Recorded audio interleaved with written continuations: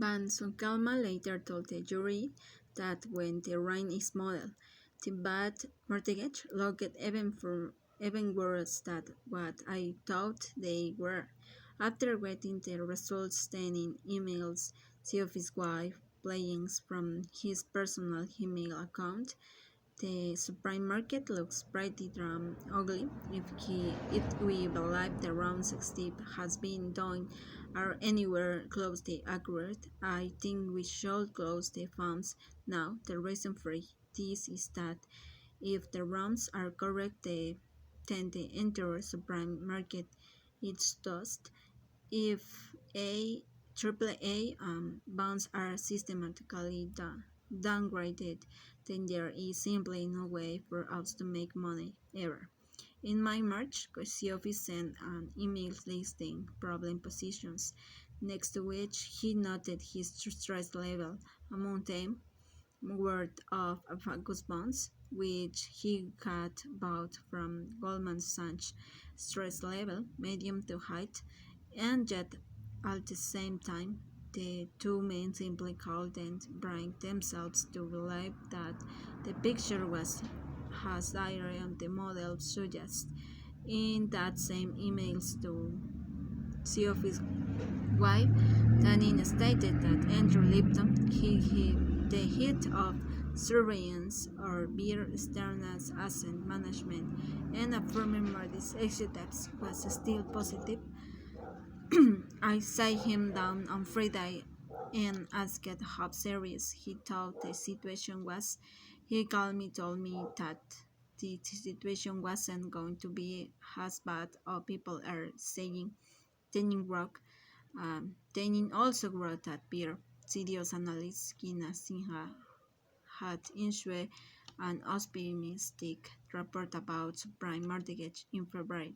Daniel Simmons to be rampant at Bear Stearns on March 1st to Bear analyst Bloomberg New Century stock. The stock of Bear itself hit on the all-time hit of on January 2007, a few months earlier, had upgraded the firm's credit rating to A, more one notch up from a single A, partly due to the strength of its mortgage business, and thanks largely to Siofi's friendship with Warren Spector. Beer itself bought $25 million in the funds in late April 2007. And even as COP and Tainin began to recognize that a AAA rating might not mean anything, they clung to the belief that their AAAs were different. Was Solkamp testified that after running his model,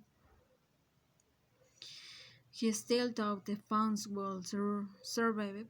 On April 2005 conference call, Tainin told investors, "It is really a matter of whether one believes that careful credit analysis makes a difference, or whether you think that this is just one big disaster, and there's no basis for thinking this is one big disaster." By then, though, by investors were warning that they were thinking about withdrawing their money, and the fund's revenue counterparties they were starting to demand yet more collateral. In fact, on March 11, Ray MC Guarial, who worked on the funds with Siopis and Tanin, wrote to the authors, "I will move as much away from Goldman as possible. I do not wish to trade them in any fashion. At this point, I will haggle the recommended moving any and all position away from them as soon as is feasible, and only be a net seller to them going forward." The Goldman Get Closer to Home meeting in David Menier's office had taken place back in December, and the firm was aggressively reducing its marks or based on securities that either contained or reference mortgage, which meant that Goldman was also getting more aggressive in demanding collateral to make itself whole. MC Marriott, the only other group that makes me nervous is UBC. They are long a lot of super senior. And so the beer hedge fund managers made two final desperate efforts to raise cash.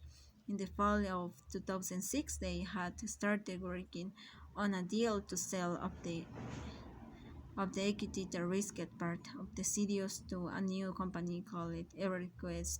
Now, in the spring of 2007, they tried one last push to have EverQuest itself sell shares to retail investors in an IPO. The deal appears to be an outright decent attempt by Wall Street hopes to dump it mortgage bets, wrote Matthews Goldtins in a May 12 article in Businessweek. The Everquest deal would have Halloween beer to raise cash and pay down $1 million line of credit from Citigroup, but the deal seemed to so obviously self-serving that offer erupted, and it became impossible to complete.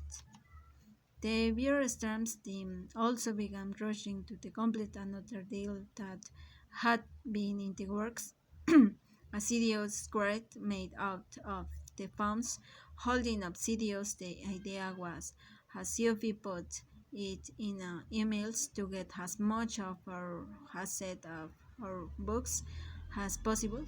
He was hoping it would result in more stable financing for a lot of the funds.